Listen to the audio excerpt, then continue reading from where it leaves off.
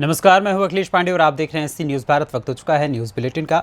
इस बुलेटिन में सबसे पहले हम बात करेंगे आगरा की, जहां गुरुद्वारा दुख निवारण गुरु का ताल में 35वां गुरुमत सालाना समागम संत बाबा साधु सिंह मोनी और संत बाबा निरंजन सिंह की याद में 1 अक्टूबर से 3 अक्टूबर तक किया जाएगा आयोजित।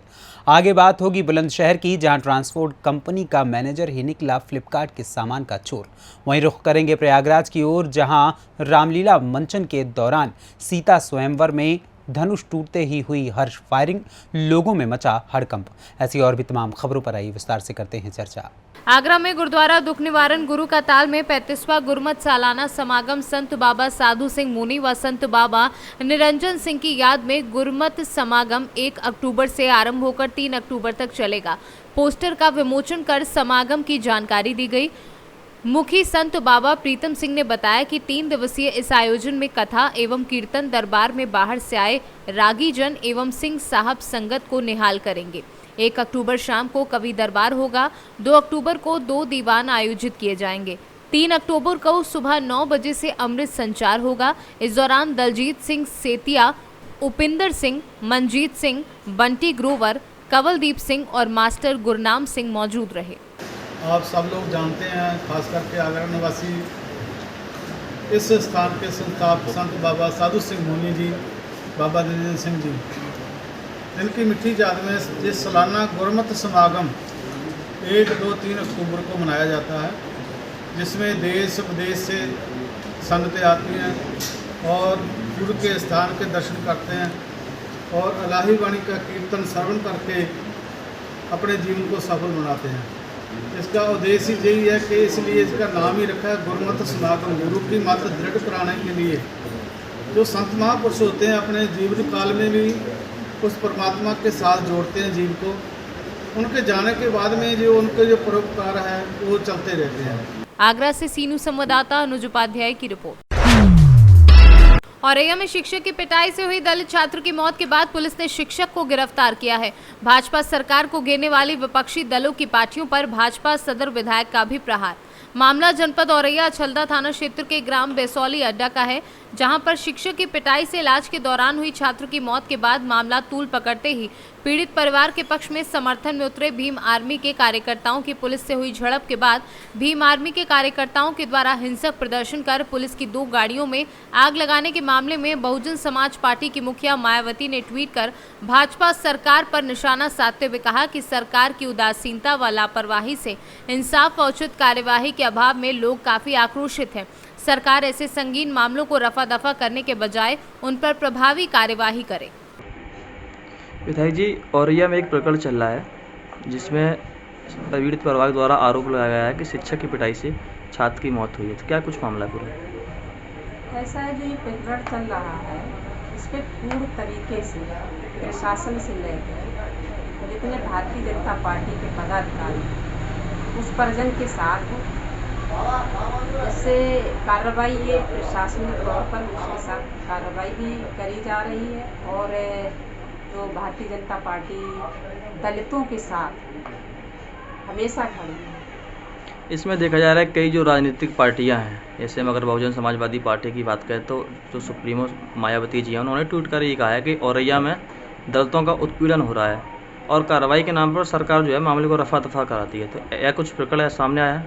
नहीं, ये बहन जी बिल्कुल गलत कह रही हैं मायावती जी, ये ऐसा कुछ नहीं है। भारतीय जनता पार्टी सर समाज के साथ है, चाहे वो दलित हो, कोई भी समाज का है, और बराबर उनके साथ उस परिजनों के साथ भारतीय जनता पार्टी के सभी लोग खड़े हैं। प्रशासनिक कार्रवाई करी जा रही है। 24/9/2022 को धारा 304, 323, 504 भादवी 31 द SC/ST एक्ट में अभियोग पंजीकृत किया गया था, जिसमें छात्र की 25/26 की रात्रि में मृत्यु होने के बाद धारा 304 की बढ़ोतरी, IPC की बढ़ोतरी की गई थी। तत्पश्चात नामजद अभियुक्त अश्विनी सिंह निवासी ग्राम हमीरपुर थाना विधुना की लगातार तलाश की जा रही थी, जिसको तलाशते हुए लगभग सारे जोन के सारे जनपदों में दबिश दी गई। जो लगातार पुलिस से बचते हुए भाग रहे थे और गैर प्रदेश में भी इसके लिए दबिश दी गई। आज मुखबिर की सूचना ये प्राप्त हुई कि पुलिस की कार्रवाई से ये भयभीत होकर अपना सारा सामान पैक करके भागने के प्रयास में है। तो ये अचलदा थाने के पेट्रोल पंप के पास से इनको वह सामान अपने सकुशल बरामद कर लिया गया है। इनकी आज माननीय न्यायालय में पेशी कराई जाएगी। औरैया से सी न्यूज़ संवाददाता नीरज कुमार सिंह की रिपोर्ट। बुलंदशहर में ट्रांसपोर्ट कंपनी का मैनेजर ही निकला फ्लिपकार्ट के सामान का चोर। पुलिस ने किया फ्लिपकार्ट का चोरी हुआ 5 लाख रुपए कीमत का माल बरामद। कंपनी मैनेजर समेत 2 आरोपी गिरफ्तार। कामा ट्रांसपोर्टर सॉल्यूशन लिमिटेड के गोदाम से कल चोरी किया गया था लाखों रुपए का इलेक्ट्रॉनिक्स का सामान। पुलिस ने 28 LED बरामद कर मैनेजर समेत 2 लोगों को गिरफ्तार किया। तीसरे आरोपी की तलाश में पुलिस जुटी हुई है। सामान बरामद किया गया है, कहाँ ये चोरी की गई थी, कितने आरोपी को अरेस्ट किया गया है? ये थाना कोतवाली देहात क्षेत्र में एक गोडाउन था जिसमें कि कुछ इलेक्ट्रॉनिक गुड्स स्टोर किए गए थे। इसमें चोरी हुई थी और जिसमें कि वहाँ पे स्टोर्ड बहुत सारा इलेक्ट्रॉनिक आइटम गायब हुआ था।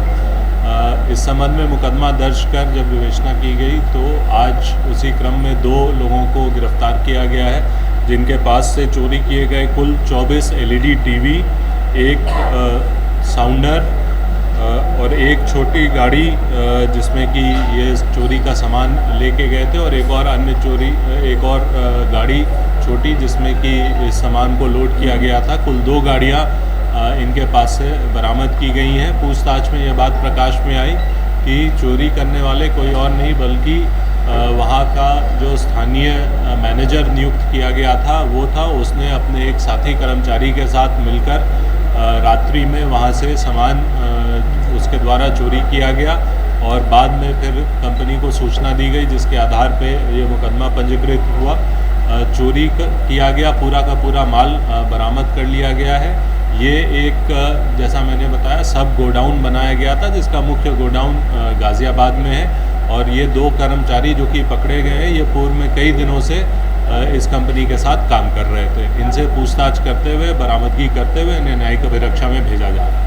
सर, मास्टर चाबी की बात सामने आ रही है, किस तरह से ये लोग मास्टर चाबी का इस्तेमाल करते हैं? देखिए, क्योंकि ये खुद उस गोडाउन के संरक्षक थे तो इनके पास वो तमाम चीज़ें थी जिससे कि ये घटना कारित कर सकते थे, और उसके बाद फिर इन्होंने किसी अज्ञात व्यक्ति के द्वारा घटना कारित करना बताया। जब पूछताछ की गई तो ये सारी बातें प्रकाश में आई। अब तक इनका कोई आपराधिक इतिहास ऐसा संज्ञान में नहीं आया है, फिर भी हम लोग और इसमें जानकारी और जांच कर रहे हैं। बुलंदशहर से सी न्यूज़ संवाददाता नितिन सिंह राजपूत की रिपोर्ट। इंदौर में पाटीदार समाज इंदौर महानगर द्वारा खंडवा रोड स्थित समारोह परिसर में भव्य पैमाने पर नवरात्रि गरबा महोत्सव का आयोजन किया जा रहा है।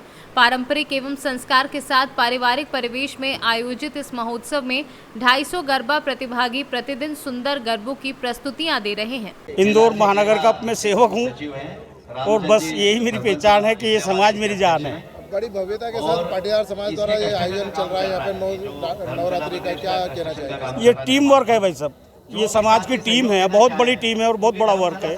ये सब लोग मिलके करते हैं, इसमें मेरा कोई बहुत बड़ा रोल नहीं है।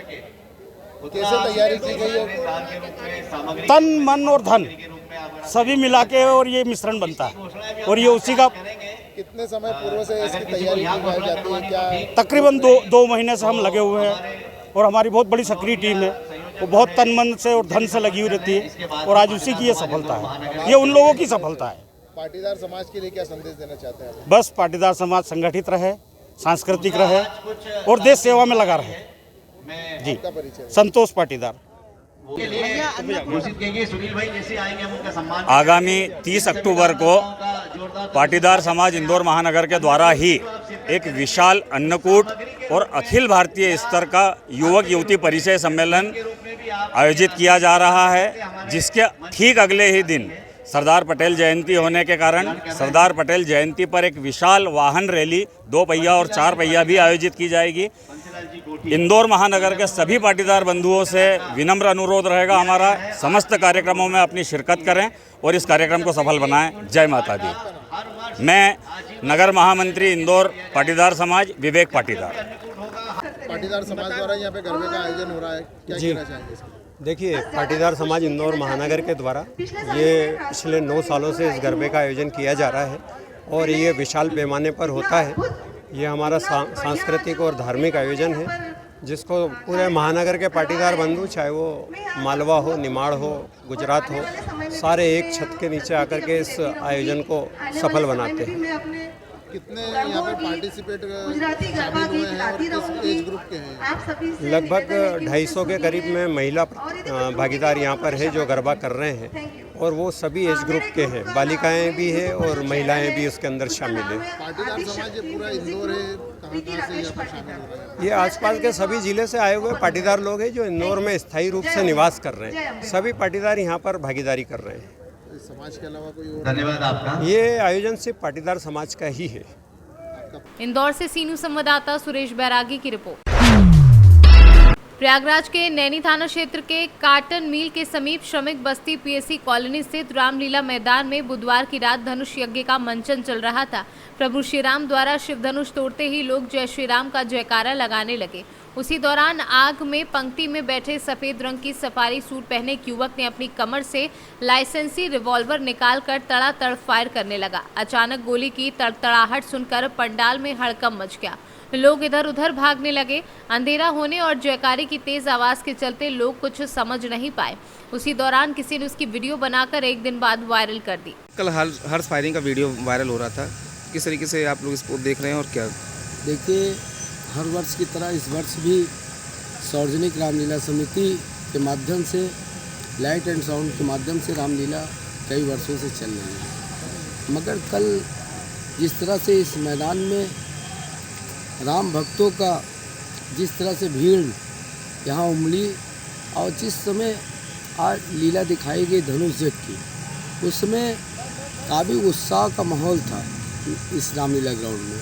मगर जिस समय आतिशबाजी होने लगी, जब प्रभु राम मर्यादा पुरुषोत्तम श्री राम जी का धनुष टूटा, उसी समय आतिशबाजी की व्यवस्था की गई थी। उसी की भीड़ में किसी व्यक्ति ने जो अपनी लाइसेंसी से एक फायरिंग किया, उसे हाथ से भी जोड़ा गया कि ये सब चीज़ यहाँ न करिए, क्योंकि मर्यादा पुरुषोत्तम श्री राम की कथा जो चल रही है, सिया राम की रामलीला चल रही है, यही दर्शाता है कि रामलीला उनके माध्यम से जो हम लोग संदेश देना चाहते हैं कि मर्यादा पुरुषोत्तम भगवान श्री राम का आदर्श जिस तरह से उनका विचार था कि क्या होना है क्या नहीं है, अपने विचारों से माध्यम से प्रभु राम जाने जाते हैं, उसी को लीला को हम लोग दिखाने के लिए करते हैं।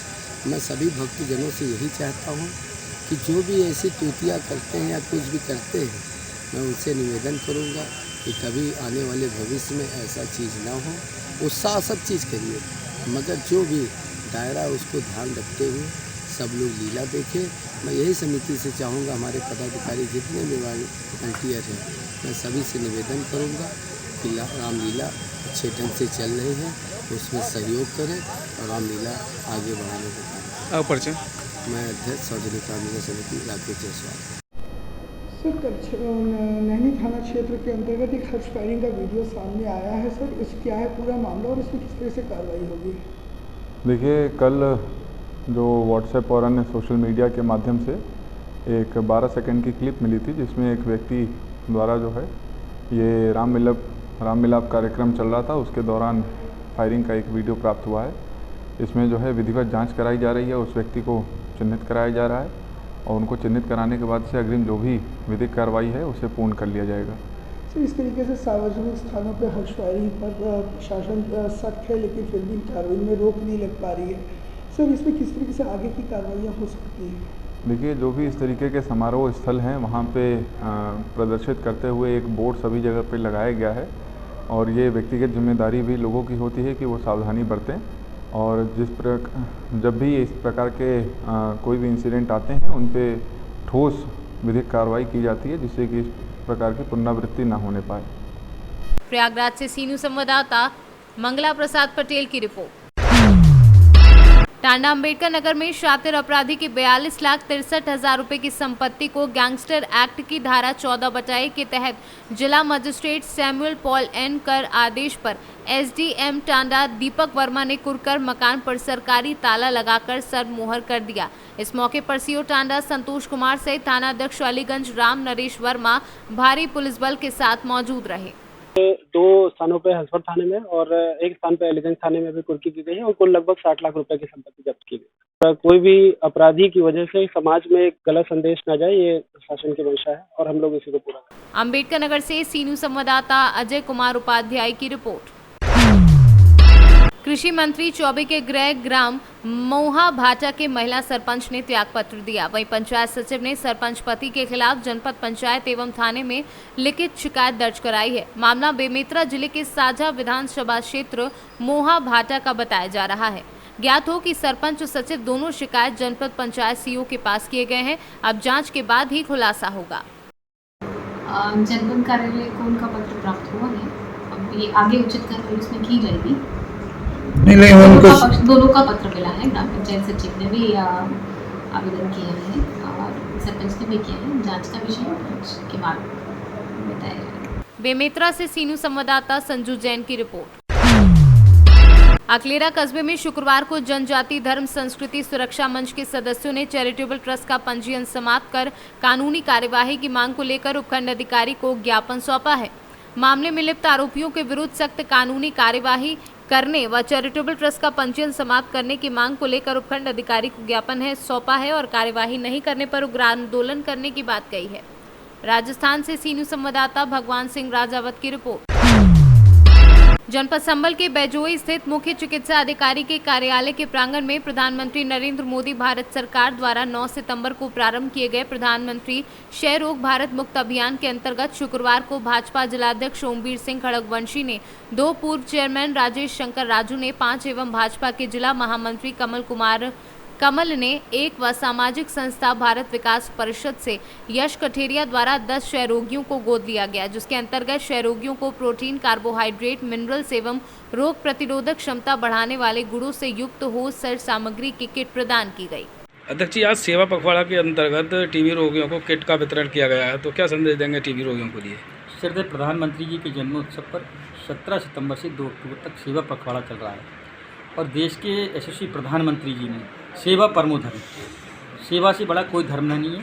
इसी के नाते आज जो टीबी से रोग मुक्त हैं, उन्होंने उनके स्वास्थ्य के लिए जल्दी से ठीक हैं, इसलिए भारतीय जनता पार्टी के कार्यकर्ताओं ने किसी ने 2, किसी ने 3, किसी ने 1 उनको गोद लेने का काम किया है। उसी के निमित्त आज ये कार्यकर्ता है। माननीय प्रधानमंत्री जी ने सेवा परमो धर्म बताया है। जैसे कि विवेकानंद जी ने भी कहा था, प्रत्येक पुरुष को, प्रत्येक स्त्री को, हर एक जीव को भगवत स्वरूप समझो। तुम किसी की सहायता नहीं कर सकते, केवल सेवा मात्र कर सकते हो। तो सेवा परमो धर्म उसी के प्रश्न में कार्य करते हैं। किट में क्या सामान दिया गया? किट में उनके लिए गुड़ है, चना है, यानी इम्यूनिटी पावर जो बढ़ाए उनकी, ऐसे सामान उन्हें दिए गए। आज अस्पताल परिसर पर ये माननीय प्रधानमंत्री योगी के सेवा पखवाड़ा के अंतर्गत टीबी रोगियों के लिए किटें वगैरह भाजपा द्वारा वितरित किए हैं, क्या था मामला? ये प्रधानमंत्री मोदी जी के मतलब जन्मदिन पर सेवा पखवाड़ा दिवस चल रहा है। इसमें ये कार्यक्रम बीजेपी कार्यकर्ताओं, मंत्री जी, जिला अध्यक्ष जी के द्वारा ये सब अडॉप्ट किए गए हैं मरीज़ जो पॉजिटिव मरीज़ थे। तो हमारे यहाँ जिला अध्यक्ष जी, गुलाबदेव मंत्री जी के द्वारा भी ये सब एडॉप्ट किए गए हैं। यहाँ पर राजू शंकर राजू के द्वारा भी 15 मरीज़ एडॉप्ट किए गए हैं। तो ये जो इसमें गुड़ है, चना है, सोया है और ये बॉर्नविटा है, ये सब दिया जाता है जिससे कि मरीज़ की इम्यूनिटी बनी रहे और मरीज़ ज़्यादा जल्दी से मतलब ठीक हो। तो मैं इन नेताओं का मतलब धन्यवाद कहना चाहूँगा, या जो है हमारी राज्यपाल महोदया के द्वारा जो प्रोग्राम चलाया जा रहा है, मैं उनको भी धन्यवाद कहना चाहूँगा। लेकिन हमारे यहाँ भी काफ़ी अच्छा रिजल्ट आ रहा है। जो मरीज़ वहाँ हमारे जाते थे वृंदावन में, काफ़ी हमारे प्रयास से मतलब रुक गए हैं। उनका ट्रीटमेंट हम यहीं पे देते हैं और हमारे द्वारा अब तक 2.5 करोड़ रुपए पूरे संभल में मरीजों को दिया जा चुका है और हमारा जो सही होने का रेट 86% है। तो हमारा यही प्रयास है कि इस प्रधानमंत्री जी को सपनों के जो है एलिमिनेशन प्रोग्राम को 2025 तक है, तो इसको हम जड़ से मिटा सके इस प्रोग्राम टीवी को। संभल से सी न्यूज़ संवाददाता सोनू वाशने की रिपोर्ट। सिरौंज नगर सिरौंज की अयोध्या बस्ती वार्ड क्रमांक 21 में आज लगभग 12 बजे खालिद पुत्र हामिद खान का ईंट मिट्टी से बना मकान अचानक गिर गया। मकान में छोटे छोटे बच्चे मौजूद थे तथा खालिद मजदूरी करने के लिए गया था। मकान गिरते ही वार्ड क्रमांक 21 अयोध्या बस्ती में कोहराम की स्थिति बन गई। मोहल्ले के निवासियों ने टूटे मकान के अंदर से पीड़ित परिवार को निकाला, किंतु कोई भी बड़ी दुर्घटना घटित नहीं हुई। मौके पर कस्तूरबा गांधी सेवा समिति एवं कांग्रेस की वरिष्ठ नेत्री बिल्किस जहां पहुंची, जहां उन्होंने पीड़ित परिवार को क्षतिपूर्ति राशि दिलवाने का वचन दिया। विदिशा से सी न्यूज़ संवाददाता अरबाज की रिपोर्ट। फिलहाल के लिए इस न्यूज़ बुलेटिन में इतना ही। देश दुनिया की तमाम खबरों के लिए देखते रहें सी न्यूज़ भारत। हर खबर आपके साथ, आपके हाथ।